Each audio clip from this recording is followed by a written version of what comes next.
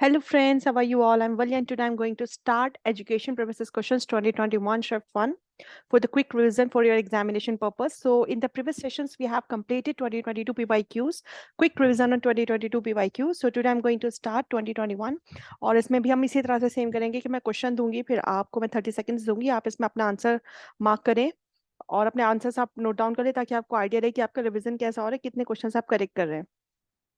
Yes, तो फिर start करते हैं आज का lesson. First question is, which of the following statistical techniques may be successfully used to analyze research data available on ordinal scale only? Question क्या कह रहा है, सिर्फ आपको ordinal scale पे बताना है। Quartile deviation, students t-test, percentile rank, chi-square test, Spearman correlation method. Yes, so options आपको दिए हुए हैं. So please mark what is the correct answer and your time starts now.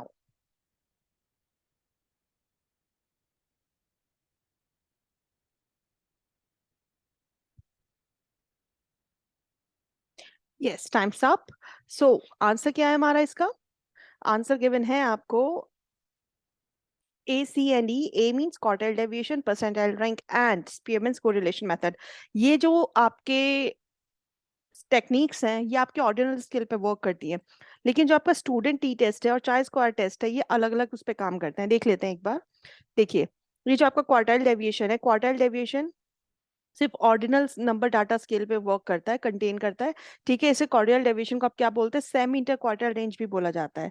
जो आपका परसेंटाइल है, ठीक है, परसेंटाइल जनरली जो डिस्ट्रीब्यूशन आप चेक करते हैं परसेंटाइल में, वो भी आपका ऑर्डिनल नंबर डाटा कंटेन करता है। आप डिटेल इसमें पढ़ लीजिएगा, क्योंकि अगर मैं डिटेल दूंगी तो आपकी जो वीडियो की वो बहुत लंबी हो जाएगी। स्पेयरमैन कोरिलेशन कोएफिशिएंट क्या है आपका, ये भी आपका और टू स्पेयरमैन रैंक कोएफिशिएंट क्या शो करता है, ये भी कोरिलेशन शो करता है टू ऑर्डिनल डेट्स के ऊपर। तो इसको भी हम ये बोलते हैं कि क्या कंटेन करता है, ये भी आपका ऑर्डिनल डाटा कंटेन करता है। ठीक है, यही स्केल हम यूज करते हैं इसमें। जो ऑर्डिनल टेस्ट है जनरली वो किस किस में यूज किए जाते हैं, quartile deviation, percentile rank and Spearman correlation. तो एक बार उनका भी देख लेते हैं। जो चार स्क्वायर टेस्ट हम लोग करते हैं वो कौन सा डाटा किस में काउंट किया जाता है, उसमें नॉमिनल, ऑर्डिनल और इंटरवल। ठीक है, इसमें तीन स्केल हम यूज कर सकते हैं। टी टेस्ट में हम कौन सा स्केल यूज करते हैं, जिसको हम स्टूडेंट टी टेस्ट भी बोलते हैं। इसके अंदर आप इंटरवल और रेशियो स्केल यूज करते हैं, क्योंकि यहाँ पे आप क्या करते हैं, यहाँ पे आप कंपेयर करते हैं अपने मीन्स के, दो ग्रुप के मीन को हम कंपेयर करते हैं। तो इसके अंदर हम कौन सा स्केल यूज करते हैं, इंटरवल और रेशियो स्केल। और चाय स्क्वायर में हम यूज करते हैं नॉमिनल, ऑर्डिनल और interval scale. Right, so answer आपको क्लियर हो गया होगा, और अगर आपको डिटेल पढ़नी होगी तो आप वीडियो को पॉज करके डिटेल पढ़ सकते हैं। So next question है हमारा, Flanders interaction analysis technique used for analysis of teaching learning situation in the classroom as a feedback mechanism mainly takes into account both verbal and non-verbal behavior of teacher and students, non-verbal behavior of teacher and students, only verbal behavior of teacher in the classroom, और verbal behavior of the teacher and students। बताइए क्या होगा इसका correct answer.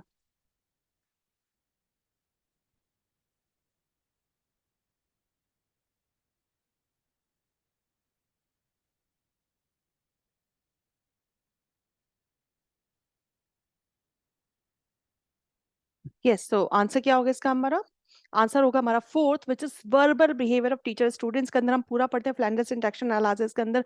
People talk ratio होती है, teachers talk ratio होती है कि किस तरह से टीचर्स बच्चे को प्रेस करते हैं, क्वेश्चंस पूछते हैं। ठीक है, फिर आपका नॉन वर्बल आता है कि किस तरह से आप डिस्क्रिमिनेट करते हो या सॉरी क्रिटिसाइज करते हो। तो ये सब चीजें हम इसके अंदर पढ़ते हैं। तो ये किस चीज को करता है, mostly verbal behaviour of teacher and students.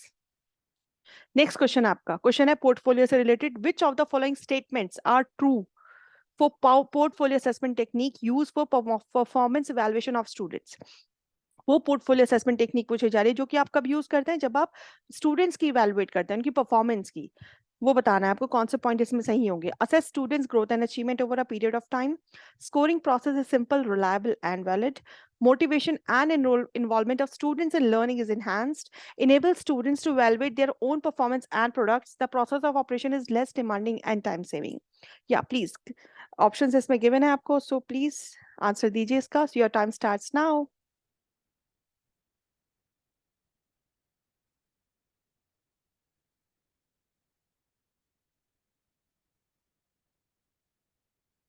So your time's up. Answer है इसका हमारा assess students growth and achievement. हम पोर्टफोलियो में क्या करते हैं, हम अपने स्टूडेंट की क्या करते हैं, देखते हैं कि उसने क्या अचीव किया इस पूरे पीरियड ऑफ टाइम में, क्या उसकी ग्रोथ रही है। कैसे उसने अचीव किया है। स्कोरिंग प्रोसेस, ये कोई रिसर्च का प्रोसेस नहीं है, ये कोई स्कोरिंग टूल की बात नहीं कर रही, यहाँ पे सिर्फ पोर्टफोलियो का असेसमेंट टेक्निक की बात की जा रही है, तो ये ऑप्शन इसके लिए वैलिड नहीं है। बच्चों का मोटिवेशन और उनका इन्वॉल्व होना अपनी लर्निंग में उसको इनहेंस करता है, क्योंकि जब वो धीरे धीरे देखते हैं कि इस पीरियड में उन्होंने कितनी अ, चीजें अचीव कर ली है, ग्रोथ चार्ट उनका कैसे जा रहा है, तो ये कहीं ना कहीं बच्चों को मोटिवेट भी करता है। enable students to evaluate their own performance and product, ये इसी पॉइंट को डिस्क्राइब कर रहा है कि बच्चे जब अपनी लर्निंग को इनहेंस होता हुआ देखते हैं तो इससे वो मोटिवेट भी होते हैं, और वो अपनी परफॉर्मेंस को, जो प्रोडक्ट मतलब जो उनका आउटकम आया है लर्निंग का, उसको भी वो इवेलुएट कर सकते हैं, तो ये पॉइंट भी बिल्कुल ठीक है। Process of operation is less demanding and time saving, ये पॉइंट इसमें गलत है कि ये कोई लेस डिमांडिंग है, डिमांड तो इसकी है, तभी तो हम सारे पॉइंट्स पढ़ रहे हैं कि मोटिवेट भी करता है स्टूडेंट्स को, अपना स्टूडेंट्स जो अपनी लर्निंग को इवैल्यूएट कर सकता है, परफॉर्मेंस को इवैल्यूएट कर सकते हैं, तो ये पॉइंट आपका गलत हो जाता है, तो इसमें बी और ई ऑप्शन आपके गलत है, बाकी A C and D is your correct answer. Next question, which from the following are parts of the purpose of quantitative research, आपको बताना है इनमें से कौन सा है जो पर्पस शो कर रहा है क्वांटिटेटिव रिसर्च का।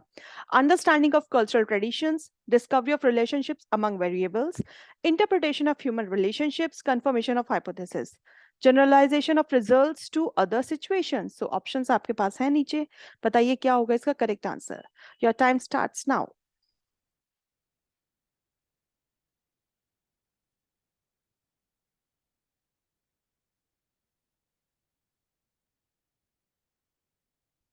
Yes, time's up.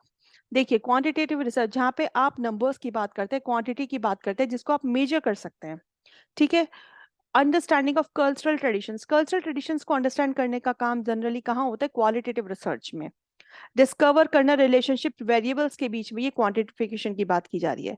इंटरप्रिटेट करना ऑफ ह्यूमन रिलेशनशिप जहाँ पे आप ह्यूमन बिहेवियर को पढ़ रहे हैं, तो ये भी आपका किससे बिलोंग करता है, क्वालिटेटिव से, ठीक है, ये भी आपको क्वांटिटेटिव से बिलोंग नहीं करता। कंफर्मेशन ऑफ हाइपोथेसिस हम बनाते हैं, हमें पता है जब हमारी डिस्क्रिप्टिव रिसर्च होती है जो कि आपकी क्वांटिटेटिव रिसर्च होती है, जिसके अंदर हम नल हाइपोथेसिस और ऑल्टरनेट हाइपोथेसिस बनाते हैं। जनरलाइज करते हैं, रिजल्ट्स को अलग सिचुएशन में जनरलाइज करके देखते हैं, तो ये दोनों पॉइंट आपके क्वांटिटेटिव से होते हैं।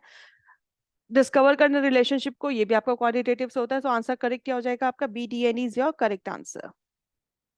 Yes, next question. An engineering company wants to recruit fresh graduates for its specific nature of work. The company decides to conduct a selection test. What kind of test would be most appropriate for this purpose? आपको बताना है इस test के लिए कौन सा, इस purpose के लिए कौन सा टेस्ट बेस्ट है, mental ability test, achievement test, aptitude test और personality assessment test. Your time starts now.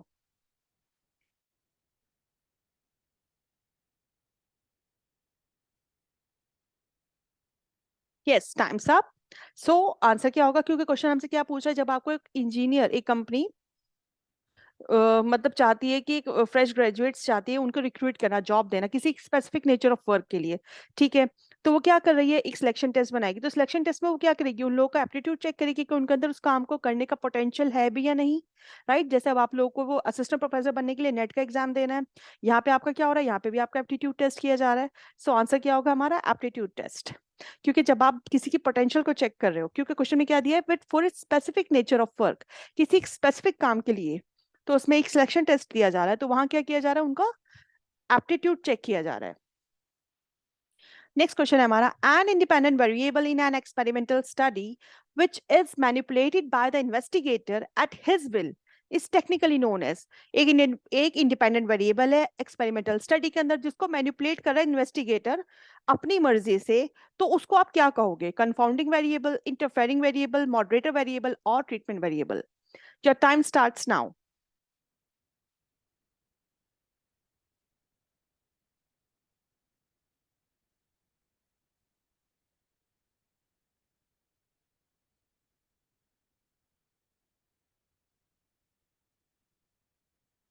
Yes, तो टाइम्स अप। आंसर होगा हमारा ट्रीटमेंट वेरिएबल, क्यों, क्योंकि क्या कर रहा है इन्वेस्टिगेटर, उसको ट्रीट कर रहा है, दैट मींस अपने एक्सपेरिमेंट में जिस इंडिपेंडेंट वेरिएबल को वो ट्रीट करके देख रहा है, उसको मैनिपुलेट कर रहा है, और उसका इफेक्ट वो किस पे देख रहा है, डिपेंडेंट वेरिएबल पे, तो उसको ट्रीटमेंट दिया जा रहा है उस वेरिएबल को, तभी तो आप उसका इफेक्ट चेक करेंगे, तो this is a treatment variable. Next question है हमारा, if the distribution of scores obtained by a group of examinees on a test is skewed negatively, then which of the following statement is false. आपको बताना है statement कैसी होगी, false होगी, कौन सी होगी। ये क्वेश्चन पिछले साल ड्रॉप भी हुआ था, इसमें ऑप्शन चेंज भी हुआ था, तो देख लीजिए इसका क्वेश्चन आप किस तरह से लगाते हैं। जो फाइनल आंसर इसमें दिया गया था, first है, most of the examinees crossed the passing cut score of the test. The average difficulty level of the test item was low, and the mean score of the examinees was more than the median score. The model value was less than the mean, but more than median. Yeah, please. Your time starts now.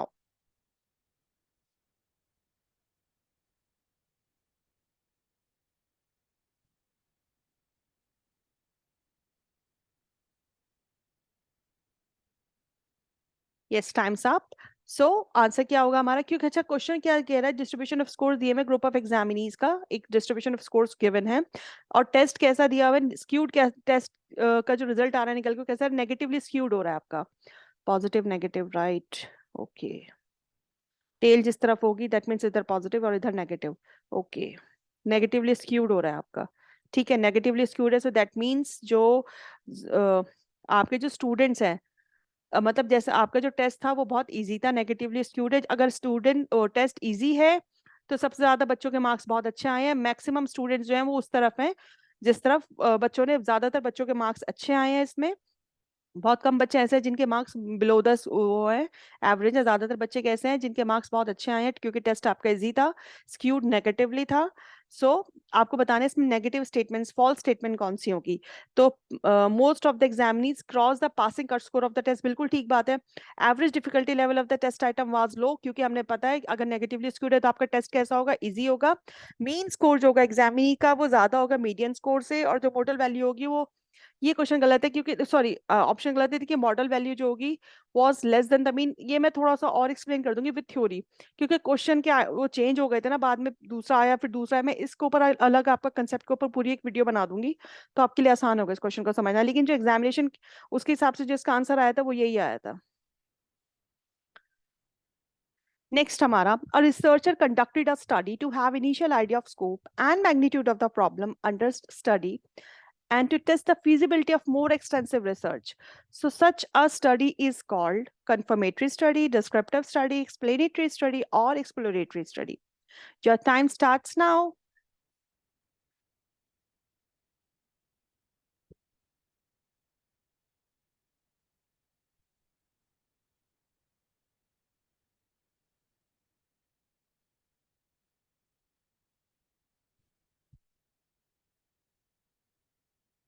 Yes, so times up.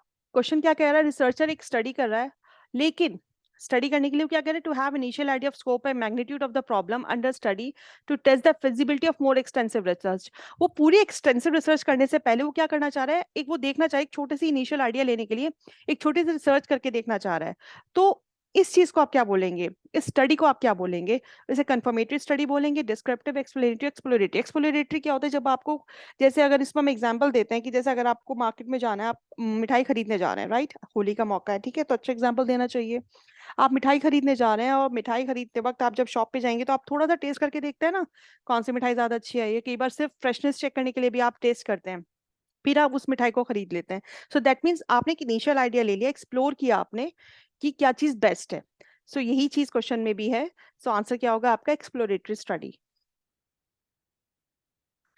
Next question है हमारा, the portfolio assessment technique as a part of pedagogical practice is used for the purpose of evaluating students and involves recording. So option is laboratory work after the end of a semester, learning outcomes after completion of a course, progress in learning and performance over a period of time, readiness for an impending competitive examination.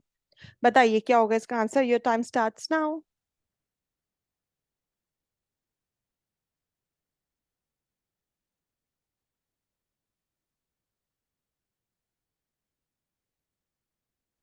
Yes, so times up. Portfolio assessment technique का मैं भी, मैंने previous question में भी पढ़ाया था, हम क्या देखते हैं, ऐसे बच्चे का ओवरऑल परफॉर्मेंस देखा जाता है, बच्चे की लर्निंग देखी जाती है, ओवरऑल पीरियड ऑफ टाइम कितना बच्चे ने प्रोग्रेस किया, क्या चीजें अचीव की, ये सब चीजें हम देखते हैं। So according to question answer क्या होगा आपका, third, which is progress in learning and performance over a period of time.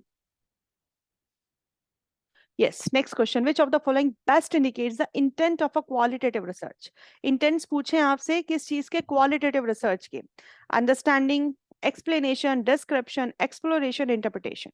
बताइए क्या होगा इसका correct answer? Your time starts now.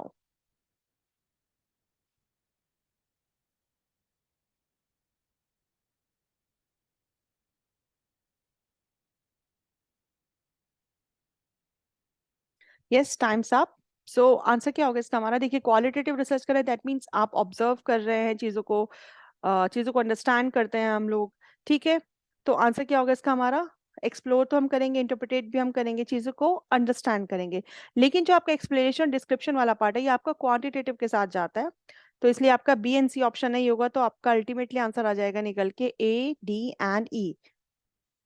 These terms जो इंडिकेट करते हैं इंटेंट ऑफ क्वालिटेटिव रिसर्च को।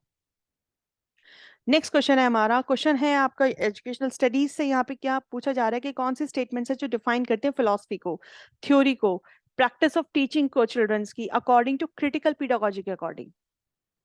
आपको आंसर देना है। Accepting multicultural needs to create equally comfortable learning environment for all children is irrespective of culture and social origin. Challenges traditional beliefs about knowledge, look for alternatives, and create knowledge through thoughts, experience, and dialogues. And the third one is emphasis on concepts like compassion, kind heartedness, and healthy dialogue to ensure children's well being and social development. And the last one is questioning dominant beliefs or worldviews about knowledge and learning and discover deeper meaning and root cause of the phenomena. बताइए क्या होगा option इसका? Time starts now.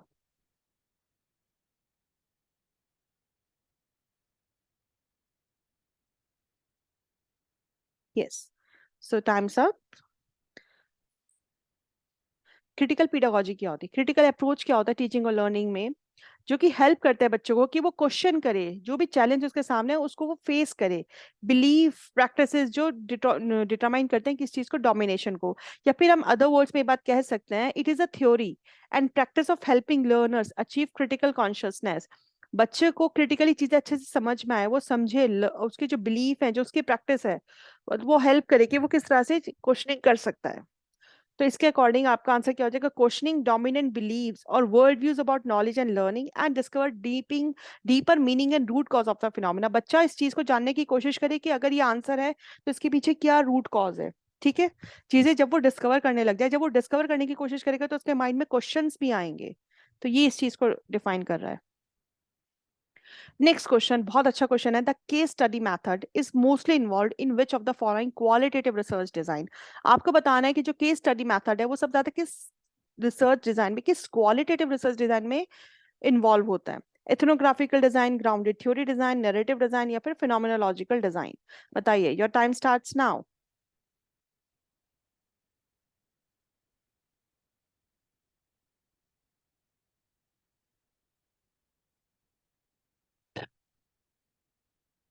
Yes, time's up. So answer क्या होगा हमारा? देखिए ethnographic design research होता क्या है, यहाँ पे क्या करते हैं आप लोग, डायरेक्ट ऑब्जर्व करते हैं जिसके ऊपर भी आपको रिसर्च करना हो, किस में करते हैं, एक नेचुरल एनवायरनमेंट में। ऐसा नहीं कि किसी फोकस्ड लैब में कर रहे हैं आप, नहीं।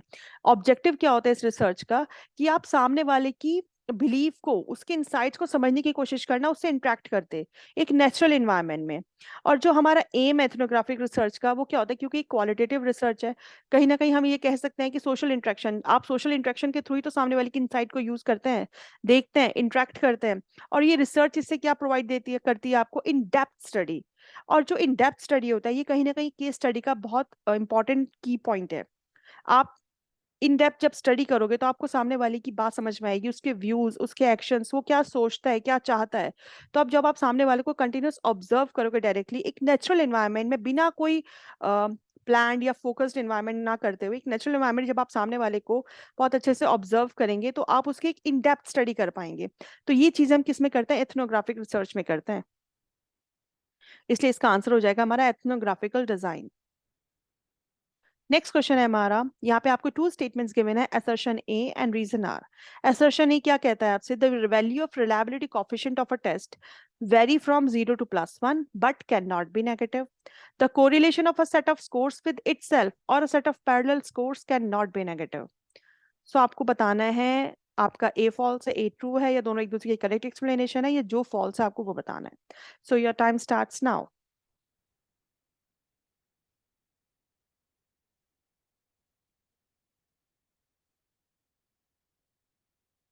Yes, time's up.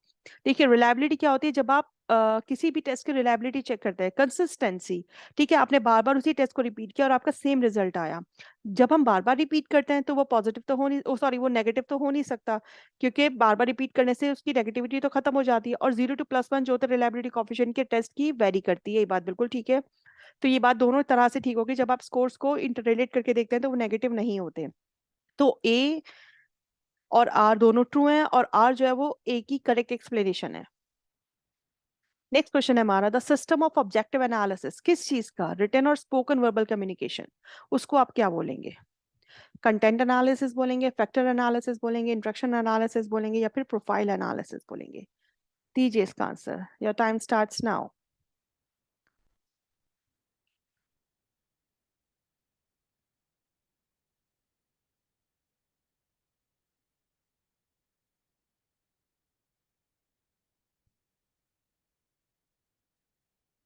So answer क्या होगा इसका? हमारा आंसर होगा इसका हमारा इंट्रैक्शन एनालिसिस। और इंट्रैक्शन एनालिसिस यूज की जाती है क्लासिफाई करने के लिए वर्बल और रिटन कम्युनिकेशन किसका? टीचर्स का, स्टूडेंट्स का, दोनों का, कि किस तरह से वो अपने क्लासरूम में इंटरेक्ट करते हैं। ठीक है। तीनों जो ऑप्शन थे इसके अंदर, कंटेंट एनालिसिस, प्रोफाइल एनालिसिस, ये क्या चीजें हैं? फैक्टर एनालिसिस, इनको भी आप एक बार पढ़ लीजिएगा तो एक चीज आपको कवर अप हो जाएगी। आंसर होगा इसका हमारा इंट्रैक्शन एनालिसिस। नेक्स्ट क्वेश्चन है हमारा, which of the following are the characteristics of criterion reference interpretation of test scores? जो आपके criterion reference interpretation of test score है उसके कैरेक्टरिस्टिक्स आपको बताने हैं। Yes, so first is achievement of specific skills or concepts by each individual learner is assessed. Instructional objectives are based on identified skills rather than on broader learning. Test items discriminate between examinees in terms of their relative positions in the group tested. Scores are expressed in terms of percentile ranks or stenines to ensure inter-examinee comparison. An examinee can compare his own performance in terms of development of skills over testing occasions. बताइए क्या होगा correct answer? Your time starts now.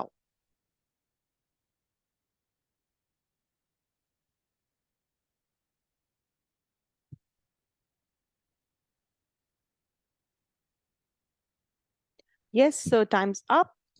तो answer क्या होगा इसका हमारा? कि criteria reference interpretation of test का क्या मतलब होता है? क्राइटेरिया, जब आपने क्राइटेरिया बनाना है, आपको इसके बाद ही सबको जज करना है कि ये आपका क्वालिफाइंग मार्क्स होने चाहिए, जैसे कि आपका नेट का होता है। पेपर 1 में आपके 40% होने चाहिए, पेपर 2 में आपके 40% होने चाहिए, तभी आप उसमें आते हैं। जो आपकी मेरिट बनती है उसके बाद बनती है। अगर आपके एक में 40 है, दूसरे में आपके 30% से कम है, तो अगर आपके एक में 80% है, दूसरे में आपके 30% है नंबर, तो आप मेरिट में नहीं आएंगे।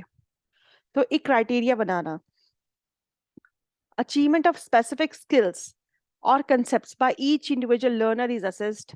बिल्कुल ठीक बात है। Instructional objectives are based on identified skills rather than a broader learning. Identified skills को ही आप चेक करते हैं, specific skills को आप चेक करते हैं। टेस्ट आइटम्स जो कि डिस्क्रिमिनेट करते हैं एग्जामिनीज को इन कंपैरिजन टू पोजीशन, नहीं, ये गलत हो जाएगा। Scores are expressed in terms of percentile ranks to ensure inter examinee comparison, इसमें हम कंपेयर नहीं करते हैं। An examinee can compare his own performance in terms of development of skills over testing occasions. ये ऑप्शन आपका बिल्कुल ठीक है, ये कि इंटर एग्जामिनी का कंपेयर नहीं किया जाता, इंडिविजुअल्स का कंपेयर नहीं किया जाता, लेकिन एक एग्जामिनी जो होता है वो अपनी परफॉर्मेंस को कंपेयर कर सकता है कि उसने इस पीरियड में कितना कवर किया है, अपनी स्किल्स कितनी उसकी डेवलप हुई है। तो अकॉर्डिंग टू दिस आंसर क्या होगा आपका? ए बी, जो दोनों ठीक है, and E is your correct answer. Next question बहुत अच्छा क्वेश्चन है, वेरी सिंपल क्वेश्चन, सिर्फ आपको फुल फॉर्म पूछेगा। ये टोटल क्वालिटी मैनेजमेंट थ्योरी के अंदर पीडीसीए कहाँ स्टैंड करता है? Plan, do, carry an act, plan, do, check an act, play, dick, try act, publish, dashboard, careful act? बताइए क्या होगा इसका सही आंसर?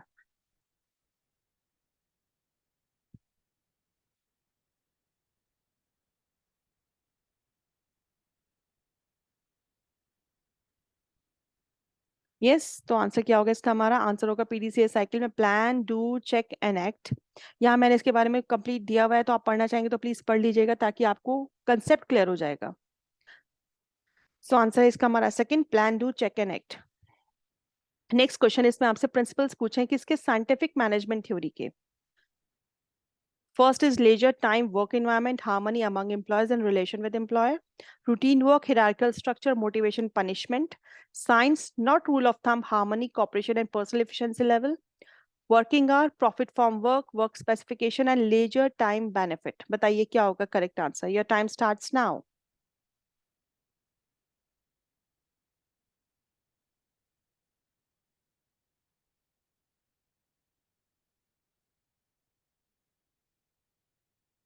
यस तो आंसर क्या होगा इसका? हमारा साइंटिफिक मैनेजमेंट थ्योरी का मतलब क्या होता है कि आप किसी के ऊपर बहुत बर्डन नहीं डालेंगे, नॉट रूल ऑफ थंब होगा, साइंस को आप यूज करेंगे, लोगों के लिए आपके दिल में हार्मनी होगी, कॉपरेशन होगा, सिर्फ इंडिविजुअलिज्म की बात आप नहीं करेंगे, पर्सनल एफिशिएंसी लेवल को आप चेक करेंगे। तो third option is your correct answer. Next question, which of the following is known as unit cost? What is the unit cost? Total amount earned from cess and donations, total expenditure by the institution divided by total number of students, total expenditure incurred by an institution and spent by it, total income minus the expenditure. बताइए क्या होगा correct answer? Your time starts now.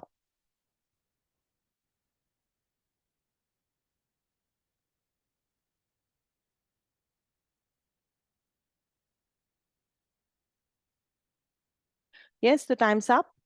Answer होगा इसका हमारा total expenditure जो होगा institution के अंदर उसको डिवाइड करेंगे आप टोटल नंबर ऑफ स्टूडेंट से। This is called a unit cost. So friends ये था मेरा आज का लेसन एंड आई विश के लेसन आपके लिए बेनिफिशियल और हेल्पफुल हो क्योंकि 14 मार्च में आपका एग्जाम है। मैं कोशिश करूंगी जितना मैं जल्दी में सारे क्वेश्चंस आपको रिवाइज करा पाऊँ। So stay blessed, enjoy learning and see you soon with the next video and please like share and subscribe to my channel. Bye bye, have a nice day.